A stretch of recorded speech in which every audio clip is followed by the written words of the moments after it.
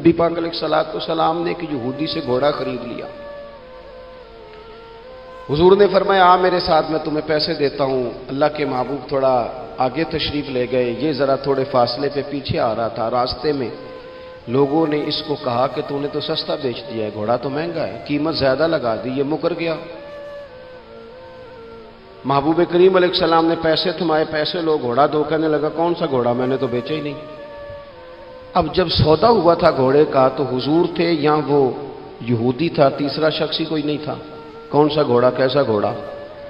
اپنا حق چھوڑ دینا یہ بھی بعض اوقات بزدلی ہوتا ہے. نبی کریم علیہ السلام نے فرمایا بھائی تو کیسے مکر سکتا ہے جب تیرا میرا سودا طے ہوا ہے؟ جب ایک مخصوص رقم پر تو نے اسے بیچ دیا ہے تو مکر کیسے سکتا ہے؟ تو پیسے لے اور گھوڑا دے. اب جب تھوڑی سی بات تکرار میں آئی تو کچھ لوگ وہاں جمع ہو گئے، مسلمان، یہودی اور بھی کئی لوگ. وہ یہودی کہنے لگا جی آپ اس طرح کریں، ایک گواہ دے دے، میں زیادہ نہیں مانگتا، ایک دے دے، ایک بندہ کہہ دے کہ یہ گھوڑا میں نے بیچا ہے اور آپ نے خریدا ہے تو میں آپ کے حوالے کر دوں گا. وہاں بندہ کوئی دوسرا موجود ہی نہیں تھا تو گواہ کسے پیش کیا جائے؟ حضرت خزیمہ رضی اللہ تعالیٰ عنہ نبی کریم کے صحابی ہیں. فوراً بولے، وہ بھی لوگوں کی باتیں سن کے وہاں آئے تھے، فوراً بولے، کہنے لگے یا رسول اللہ میں دیتا ہوں گواہی. دوڑ کے آگے آئے، کہنے لگے جی میں گواہی دیتا ہوں کہ آپ نے گھوڑا خریدا ہے، یہودی نے بیچا ہے. اب اس نے کہا تھا ایک بندہ کہہ دے تو میں دے دوں گا. اس کی شرط پوری ہو گئی. حضور نے پیسے اس کے ہاتھ میں دیے، اس نے گھوڑا محبوب کے دستے مبارک میں لگام تھمائی. حضور تشریف لے گئے، غلام کو دیا، گھوڑا گھر چلا گیا. نبی کریم نے حضرت خزیمہ سے کہا خزیمہ ایک بات تو بتا، تو تھا ہی نہیں اور تو نے بن دیکھے گواہی کیسے دے دی؟ تو حضرت خزیمہ رضی اللہ تعالیٰ عنہ کہنے لگے یا رسول اللہ یہ تو زمین کی خبر ہے نا، میں نے تو آسمان کی چیزیں بھی نہیں دیکھی، آپ نے کہا ہے تو میں مان گیا ہوں.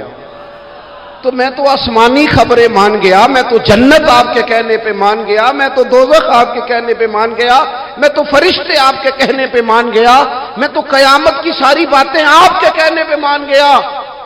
وہ بتا رہے ہیں گویا وہ سمجھا رہے ہیں یا رسول اللہ میں نے تو رب بھی نہیں دیکھا، تو آپ کے کہنے پر مان گیا.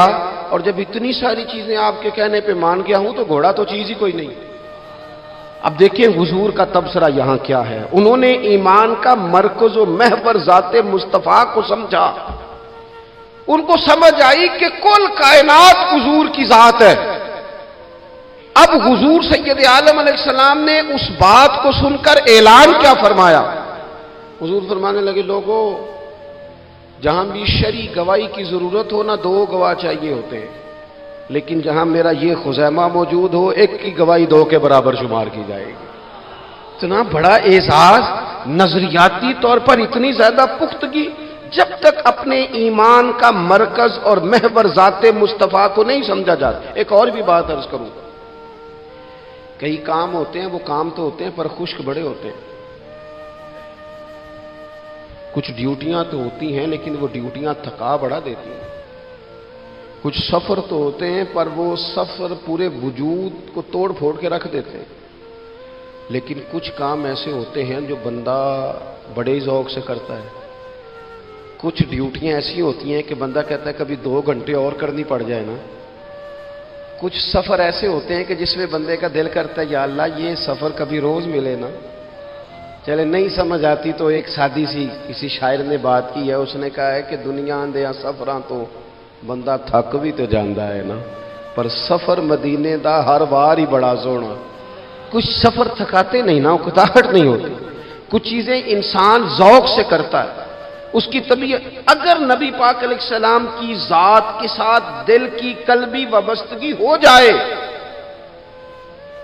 دین کا کام تھکاوٹ پیدا نہیں کرتا. مسجد کی حاضری بوجھ نہیں بنتی. انسان کے لیے کوئی بھی خیر کا کام کرنا مشکل نہیں ہوتا. اس کا وجود ڈھل سا جاتا ہے. اس کی طبیعت اس طرح کی ہو جاتی ہے کہ جیسے سارے نور سے ہو کر آ گئے. شرط یہ ہے کہ کامل محبت ہو. آج کل ڈھیروں لوگوں کو دعویٰ ہے حضور کی محبت کا، ڈھیروں لوگوں کو، اور بالکل ٹھیک ہے، ہونا بھی چاہیے. لیکن اپنے آپ سے پوچھ لینا چاہیے اچھی طرح سے ہمیں اچھی طرح سے غور کر لینا چاہیے کہ شہرت زیادہ پیاری ہے کہ حضور، یہ ہمیں غور کرنا چاہیے۔ ہمیں غور کر لینا چاہیے کہ دولت زیادہ پیاری ہے کہ نبی پاک علیہ الصلوۃ والسلام کی ذات۔ ہمیں غور کرنا چاہیے کہ برادری اور قبیلے کی رسمیں زیادہ پیاری ہیں یا حضور کے دین کی بات زیادہ پیاری ہے۔ ہمیں پہلے غور کر اپنی ترجیحات کا تعین کرنا چاہیے، اور پھر ہمیں اپنے دل سے یہ بھی پوچھنا چاہیے کہ تیرا فلاں دوست سے ملنے کو تو بار بار دل کرتا ہے، اہل خانہ کو، گھر والوں کو ملنے کو تو تیرا بار بار جی چاہتا ہے، کیا تیرے دل میں کبھی بیٹھے بیٹھے تڑپ اٹھتی ہے، بیٹھے بیٹھے، اور کبھی تیری آنکھیں باہر آتی ہیں کہ رب کوئی موقع بنا دے اور میں جا کے حضور کا شہر مبارک بھی دیکھا ہوں؟ اچانک دل کرتا ہے نا کسی شخص سے بات کرنے کو، تو کیا بالکل بیٹھے بیٹھے کبھی اچانک نعت سننے کو بھی دل کرتا ہے کہ نہیں؟ کبھی اچانک حضور کی سیرت کی طرف بھی توجہ بیٹھے بیٹھے چلی جاتی ہے کہ نہیں؟ دیکھیں، کوئی بندہ بھی انکار نہیں کرے گا جب کسی سے کہا جائے گا کہ مجھے حضور علیہ السلام سے بڑی محبت ہے، لیکن آپ کو کس سے محبت ہے، آپ کس سے پیار کرتے ہیں، یہ صرف آپ کو ہی پتا ہوتا ہے۔ میں کس سے محبت کرتا ہوں، میرے دل میں کس بندے کے لیے کتنی گنجائش ہے، یہ سامنے والا نہیں ماپ سکتا، یہ صرف میں ہی ماپ سکتا ہوں، جو کہ دل جو میرا ہے۔ یہ باطنی کیفیات میری ہیں۔ ہم روز نعرے لگائیں، روز زور شور سے نعرے لگائیں، لوگ سن کے کہیں کہ بڑا پیار کرتا ہے یہ حضور سے، لیکن یہ ہمیں پتا ہے ہماری قلبی واردات کیا ہے، ہمیں خبر ہے۔ دیکھیں نا، صحابہ سچے لوگ تھے۔ حضرت عمر رضی اللہ تعالیٰ عنہ حضور کی بارگاہ میں حاضر ہیں تو عرض کی، یا رسول اللہ صلی اللہ تعالیٰ علیہ وسلم، مجھے آپ ہر چیز سے زیادہ پیارے ہیں، لیکن حضور مجھے لگتا ہے مجھے اپنی جان آپ سے زیادہ پیاری ہے۔ سچ بولنا ہے نا، نیرا دعویٰ نہیں کرنا، بات کو کھول کر بیان کر کے واضح کر کے بیان کرنا۔ یا رسول اللہ صلی اللہ تعالیٰ علیہ وسلم، مجھے محسوس ہوتا ہے مجھے اپنی جان آپ سے زیادہ پیاری ہے۔ تو حضور نے ان کے دل پر ہاتھ رکھ کے فرمایا، عمر ابھی ایمان نہیں مکمل ہوا۔ تو حضور کے دست پاک کا فیض آیا کہ حضرت عمر اسی وقت بول پڑے، عرض کرنے لگے، حضور آپ حکم کریں، میں جان بھی قربان کرنے کو تیار ہوں۔ اپنے آپ سے بات کریں، اپنے اوپر تھوڑی توجہ دیں، دوسروں کو تبلیغ کرتے، دوسروں کو واعظ کرتے، دوسروں کو نصیحت کرتے، دوسروں کو سمجھاتے تو بڑا وقت گزر گیا۔ اب تھوڑا سا نا اعلیٰ حضرت رحمۃ اللہ علیہ سے لوگوں نے کہا آپ واعظ کہیں، تو فرمانے لگے ابھی تو میں اپنے نفس کو نہیں واعظ کہہ سکا، اپنے آپ سے میں ابھی گفتگو نہیں کر سکا، تقریر نہیں کر سکا، تو لوگوں کو کیا واعظ کروں گا۔ ہم تھوڑا سا نا اپنے اوپر توجہ دیں۔ حضور کی محبت کا جو ذوق صحابہ کے ہاں ہے، آج بڑے سارے لوگ نہیں ہیں جو بچ بچ کے بات کرتے ہیں، بچ بچ کے۔ میں تو اپنے زمانے میں دیکھتا ہوں کہ سیاسی لیڈروں کے نعرے لگاتے وقت لوگوں کو کوئی کسی قسم کی آر محسوس نہیں ہوتی۔ وہ گاڑی جو کبھی کسی غریب کے ہاسپٹل جانے کے کام نہیں آئی، سیاسی لیڈر کا جلسہ ہو تو وہ بھی گاڑی اندر سے نکل آتی ہے، اور اس پر 10 بندے چڑھ جائیں تو ٹوٹنے کا بھی کوئی خطرہ محسوس نہیں ہوتا۔ لیکن وہ لوگ جو اتنا تگڑا کر کے اپنے لیڈر کا نعرہ لگا رہے تھے، انہیں چاہیے تو نا کہ اس سے کئی 100 گنا بڑھ کے ان کی زبانوں پہ حضور کے تذکرے جاری ہوتے، اور ان کی زبانیں پوری طرح تر ہوتی درود و سلام سے۔ لیکن آپ دیکھ لیں ہم اپنی اپنی فیلڈ میں، اپنے اپنے معاملات میں کتنے زیادہ مضبوط ہیں اور کتنے زیادہ آگے ہیں، لیکن ذات رسالت معاب کے معاملے میں ہمیں وہ جوش، وہ محبت جس کا ہم اظہار کرتے ہیں، ہمیں اسے کیفیات میں لانا چاہیے۔ اور کچھ لوگ ایسے بھی ہیں جو اس معاملے میں بھی بڑے سنجیدہ ہو کے رہنا پسند کرتے ہیں۔ وہ کہتے ہیں نہیں جی نہیں، اب میں جلوس میں جاؤں، اور میں حیران ہوتا ہوں جو قوم روز کوئی نہ کوئی جلوس نکالتی ہے، وہ نبی پاک کا جلوس آتا ہے تو وہ شرعی دلائل پوچھنے شروع کر دیتی ہے کہ بھئی اس پر کوئی دلیل ہے؟ تو میں نے کہا یہ جو روز نکلتے ہیں ان پر دلیلیں ہیں؟ کبھی کسی نے سوال نہیں کیا، کبھی کسی شخص نے کوئی بات نہیں کی، اور یہاں لوگ دلائل کی دنیا میں اتر آتے۔ وارفتگی، شوق، حضور کی جو مرکزی حیثیت ہے دین میں، نبی پاک کے ساتھ قلبی رشتہ، مضبوط وارفتگی۔ عروہ بن مسعود ثقفی کفر کی طرف سے نہ سفیر بن کے آئے تھے حدیبیہ میں، تو جب کوئی بندہ کسی کا سفیر بن کے آتا ہے تو وہ اس کی پوری ترجمانی بھی کرتا ہے، پورے نمائندے بن کے آئے تھے۔ یہاں کچھ وقت انہوں نے حضور کے صحابہ کے ساتھ گزارا اور واپس گئے۔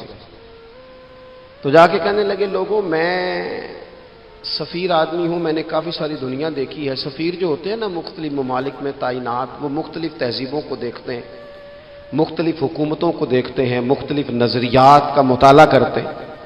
کہنے لگے میں مختلف قسم کے لوگوں کو دیکھ کے آیا ہوں، کیسر و کسریٰ کے بڑے بڑے دربار میں نے دیکھے، اور عرب کے اندر کچھ ایسے لوگ بھی تھے اس دنیا میں کہ جو اپنے آپ کو سجدہ کرواتے تھے، معاذ اللہ۔ کہا میں نے بڑے بڑے دربار دیکھے ہیں، لیکن میں عجیب رنگ دیکھ کے آیا ہوں رسول پاک کے غلاموں کا حضور کے ساتھ۔ یعنی حضور سجدہ کرنے سے منع کرتے ہیں، لباس سادہ پہنتے ہیں، کوئی بڑا تخت نہیں لگاتے، کوئی بڑا نبی پاک محل نہیں بناتے، حضور زمین پر تشریف فرما ہیں وہیں وضو کرتے ہیں، اور کسی کو حضور رغبت بھی نہیں دیتے یہ کام کرنے کی۔ لیکن باوجود اس کے جو وہاں کیفیت عروہ بن مسعود نے دیکھی وہ صحیح بخاری میں موجود ہے۔ کہنے لگے میں عجیب نظارہ دیکھ کے آیا ہوں کہ حضور بلغم شریف اپنے ناک سے نکالتے ہیں۔ بلغم ماں بڑا پیار کرتی ہے نا بچے سے، تو اس کی ناک سے یا گلے سے کبھی بلغم نکل آئے تو اماں نا ایسے ادھر منہ کر کے پھینکتی ہے، ایسے کر کے پھینکتی ہے، کبھی نکالنی بھی پڑ جائے۔ صحیح کہہ رہا ہوں میں؟ لیکن یہ دیکھیں، اور یہ ان لوگوں کی بات ہے جو عام لوگ نہیں، یہ عروہ جمیع صحابہ کی بات کر رہے ہیں۔ اور یہ بندے کون ہیں؟ حضرت ابو بکر صدیق جیسے سمجھدار لوگ، حضرت عمر جیسے لاکھوں مربع میل کی حکومتیں چلانے والے لوگ، حضرت عثمان غنی کی طرح کے لوگ جو جس کاروبار میں بھی ہاتھ ڈالتے ہیں 4 چاند لگا دیتے ہیں، حضرت مولا علی شیر خدا جیسے علم و حکمت اور دانائی والے لوگ، یہ کیا کرتے ہیں؟ عروہ کہنے لگے کہ نبی پاک کے ناک مبارک سے بلغم نکلتی ہے تو اپنے چہروں پہ مال لیتے ہیں یار، اور یہ صحیح بخاری میں موجود ہے، وہ اپنے جسموں پہ ملتے ہیں۔ اور کہنے لگے جب وہ وضو کرتے ہیں نا حضور، تو وہ جو وضو کا بچا ہوا پانی ہے اس کے لیے ان کے جذبات اس طرح کے ہیں کہ لگتا ہے وہ لڑ پڑیں گے آپس میں، وہ لڑیں گے کہ یہ قطرہ مجھے چاہیے، یہ حضور کے مقدس جسم سے لگا ہوا ہے۔ اور میرے امام کو تو پھر بات کہنی آتی ہے نا، اعلیٰ حضرت فرماتے ہیں جو حضور کے قدموں سے لگ کے دھومن بن جائے نا وہ تو آب حیات ہوتا ہے، وہ پی لینے والے تو مرتے ہی نہیں وہ لوگ تو باطنی طور پر ہمیشہ زندہ رہتے ہیں۔ کہتے ہیں جس کے قدموں کا دھوون ہے آب حیات ہے وہ جانے مسیحا ہمارا نبی، اور جس کی 2 بوند ہیں کوثر و سلسبیل ہے وہ رحمت کا دریا ہمارا نبی۔ عروہ کہنے لگا وہ تو لڑ پڑیں گے۔ اور تیسرا عروہ کہنے لگا میں نے عجیب منظر وہاں دیکھا ہے کہ حضور کوئی حکم کرتے ہیں تو ہر بندہ پہل کرتا ہے، جلدی کرتا ہے حکم ماننے، تیزی دکھاتا ہے۔ اور تیسرا میں نے یہ دیکھا ہے جب حضور گفتگو کرتے ہیں تو ان پر اس طرح کا رعب طاری ہوتا ہے کہ وہ تو نظر بھر کے حضور کا چہرہ بھی نہیں دیکھتے۔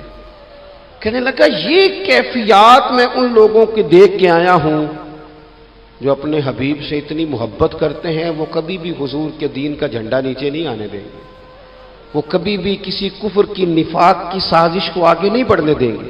تو کافر تو کل بھی اس بات کا اظہار کر رہا تھا کہ ہمیں جو ڈر لگتا ہے مسلمانوں سے وہ اس بات سے لگتا ہے یہ اپنے نبی کے ساتھ بڑے جڑے ہوئے، ان کا رشتہ حضور کے ساتھ بڑا مضبوط، اور امت سوال جواب کر رہی ہے، امت ترازو لے کے بیٹھی ہے کہ اتنا علم تھا معاذ اللہ اور اتنا نہیں تھا، یہ کر سکتے تھے اور یہ نہیں کر سکتے، ان کو یہ کہنا چاہیے اور یہ نہیں کہنا چاہیے۔ تو یہ تو ہمارے بزرگ پرانا فیصلہ کر گئے، وہ کہتے ہیں بعد از خدا بزرگ توئی قصہ مختصر، اور حضور رب کے بعد سب سے بڑے ہیں، یہی مختصر قصہ ہے۔ تو حضور سید عالم کے ساتھ جو قلبی وابستگی ہے، نبی کریم علیہ السلام نا مدینہ شریف میں جب ہجرت کر کے تشریف لے گئے تھے تو حضرت ابو ایوب انصاری رضی اللہ تعالیٰ عنہ کے گھر میں حضور نے قیام فرمایا تھا۔ ہمارے پاس بہت ساری چیزیں ایسی ہوتی ہیں جن کی طلب بڑی ہوتی ہے، لیکن جب وہ حاصل ہو جاتی ہیں پھر ان کی طلب نہیں رہتی۔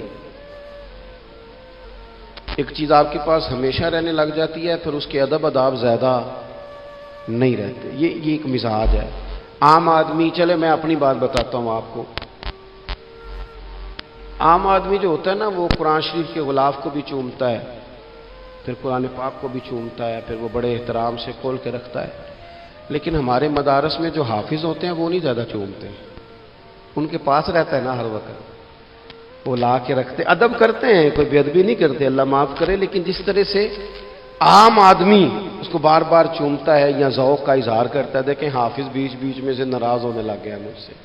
آپ ناراض نہ ہوں، لیکن چلو بات کر تو لینے دو نا، جو ٹھیک ہے وہ کر تو لینے دو۔ یہ ہوتا ہے بعض اوقات، جو چیز بالکل قریب آ جاتی ہے نا، یعنی ایک چیز آپ کا مقصود ہے اور اگر وہ مقصود مل گیا تو، وہ جو درویش نے کہا تھا نا کہ یہی بہتر ہے کہ پردوں میں وہ پردہ پوش رہے، اس کی بھی بڑی حکمتیں ہوتی ہیں، اس لیے کہ جو تڑپ، ملنے کی تڑپ کی جو لذت ہے وہ کئی دفعہ وصال کی لذت نہیں ہوتی، تو یہی بہتر ہے کہ پردوں میں وہ پردہ پوش رہے، اور وہ اگر پردے ہٹا دے تو پھر کسے ہوش رہے۔ جب آپ کو وہ چیز میسر آ جاتی ہے تو پھر اس کی قدر، اسی لیے حضرت عمر فاروق رضی اللہ تعالیٰ عنہ کا یہ طریقہ تھا کہ جب لوگ حج کر لیتے تھے نا تو فرماتے تھے حج ہو گیا، اب اپنے اپنے گھر جاؤ، زیادہ دیر نہ رہو حرم شریف میں، زیادہ دیر رہو گے تو قدر نہیں کرو، اب جاؤ۔ بڑی دلچسپ ہوتی ہیں بے ترتیب ملاقاتیں، کبھی کبھی ملنے میں ذوق زیادہ ہوتا ہے، لطف زیادہ ہوتا ہے، طمانینت زیادہ ہوتی ہے۔ حضرت ابو ایوب انصاری کہتے ہیں مجھے مقصود مل گیا، کرم ہو گیا، میں منتظر تھی، میری روح میری نظر کے حضور میرے گھر تشریف لائیں، حضور آ گئے، کرم ہو گیا، رحمت ہو گئی۔ اب ایسا نہیں ہے کہ ان لوگوں کو مقصود مل گیا ہے تو بس بات ختم ہو گئی، اب وہ سمجھ گئے کہ میرے تو گھر آ گئے تو میرے لیے تو ساری بات ہی کھل گئی ہے۔ ان کی ادبی معرفت کا یہ عالم تھا اور نبی پاک کے ساتھ ان کی وابستگی کا یہ حال تھا کہ کہتے ہیں میں نے نا، میرے گھر کی 2 منزلیں تھیں، میں نے نچلی والی منزل حضور کے لیے چھوڑ دی تاکہ نبی کریم صلی اللہ تعالیٰ علیہ وسلم کے زیارت کے لیے لوگوں نے آنے جانا ہے تو لوگوں کے لیے آسانی رہے۔ فرماتے ہیں نیچے حضور آرام فرما ہیں اور میں اوپر والی منزل پہ تھا، جا کے چارپائی پہ لیٹ گیا۔ یہ مسلم شریف میں آپ کو ملے گا، اس کی اصل ملے گی آپ کو۔ فرماتے ہیں میں آرام سے جا کے چھت پہ لیٹ گیا، رات کا تھوڑا سا پہر گزرا تو میرے دل میں خیال آیا وہ ایوب تو اوپر ہے اور حضور نیچے ہے، پائے نظر ہوش میں آ، یہ کوئے نبی ہے، آنکھوں سے بھی چلنا یہاں بے ادبی ہے، اور امام فرماتے ہیں حرم کی زمین اور قدم رکھ کے چلنا، ارے سر کا موقع ہے او جانے والے، کہا حضور نیچے۔ فرماتے ہیں ساری رات میں ایک دیوار کے ساتھ پیچھے ہو کے بیٹھا رہا، ساری رات یہ سوچتا تھا کہیں میں وہاں نہ چل دوں جہاں حضور آرام فرما ہو، میرے قدم نہ آ جائیں۔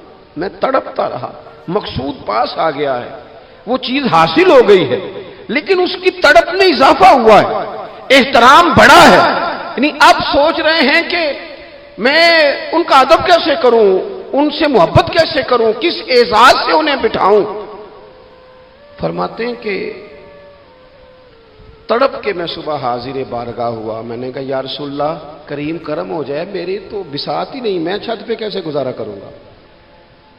تو حضور فرمانے لگے میرے پاس تو لوگوں نے آنے جانا ہے، میں تو نیچے ذرا آسانی محسوس کرتا ہوں، یہی ٹھیک۔ یا رسول اللہ آپ کی بات ٹھیک ہے، پر کریم اگر کرم ہو جائے نا تو مہربانی ہوگی۔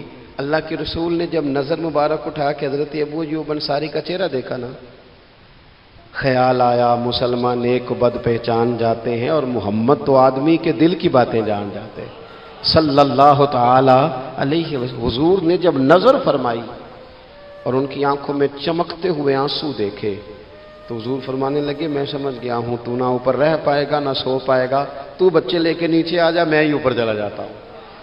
صحابہ کی وہ جو خاص قلبی کیفیات ہیں رسول پاک کے ساتھ، میرے سنگیوں دیکھو میلاد شریف کا جو جھنڈا ہے وہ بھی میلاد شریف کا ہی ہے، وہ میلاد کا جھنڈا، ایسا نہ ہو کہ میلاد کا جھنڈا کسی گلی میں پڑا ہوا نظر آئے، میلاد پہ چھپنے والا اشتہار پوسٹر کسی جگہ گرا ہوا نظر آئے۔ یہ جو لنگر شریف ہے نا، تبرک کے چاول، یہ حضور کے میلاد سے وابستہ ہے، یہ گلیوں میں بکھرے ہوئے نظر نہ آئے، اس طرح کی کیفیات نہ ہو کہ محسوس ہو کہ جناب یہ تو احترام والے لوگ ہیں، یہ لوگ تو حضور کی محبت کی بات کرتے ہیں۔ محبوب کی نسبتوں کا احترام بھی محبت ہی کا ایک پہلو ہوتا ہے، خاص وارفتگی نبی پاک کی ذات کے ساتھ خاص اور پھر ان لوگوں نے نا ان چیزوں کو بھی چھیڑا جن کی شریعت میں گنجائش تھی. شریعت کے دو حکم ہیں، ایک عزیمت ہے، ایک رخصت ہے. ایک یہ ہے کہ اگر حالات بڑے سخت ہیں، بڑے گڑبڑ ہیں، تو آپ تھوڑی دیر کے لیے سائڈ پہ ہو جائیں، رخصت ہے، اجازت ہے. اور ایک یہ ہے کہ آپ ڈٹ جائیں نا حالات کے سامنے، پھر اللہ مددگار ہے.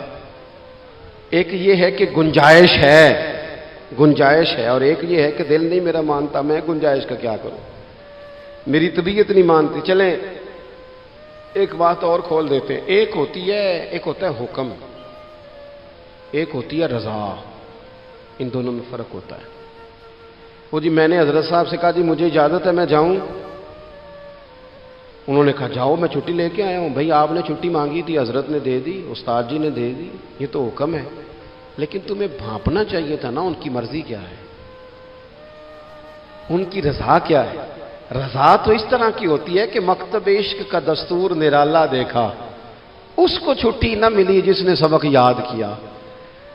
میرا ایک دیہاتی ماحول سے تعلق ہے. ہمارے سرکاری اسکولوں میں نا ایک مانیٹر بنا دیتے تھے، جو بچہ لائق ہوتا تھا نا وہ وہ مانیٹر بن جاتا تھا، حالانکہ لائق ہوتا تھا، سیاںا ہوتا تھا، لیکن مانیٹر بن کے نا اس کی ذمہ داری بڑھ جاتی تھی.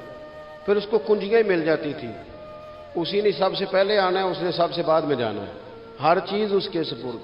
پیار جو زیادہ کریں ان کی ذمہ داریاں بھی زیادہ ہوتی ہیں. یہ کیا بات ہوئی کہ میری محبت زیادہ ہے تو میں مسجد میں غیر حاضر ہوں، میں حضور کا میلاد شریف زیادہ مناتا ہوں تو میں نے سنت شریعت کو اپنایا ہی نہیں. محبت مجھے حضور سے زیادہ ہے، لیکن حضور نے جو حقوق العباد ادا کرنے کا سبق پڑھایا ہے اس پر میری توجہ ہی نہیں. بھئی اگر آپ کا پیار زیادہ ہے تو پھر آپ کی ذمہ داری بھی زیادہ ہے، پھر آپ کو زیادہ حساس ہونا چاہیے.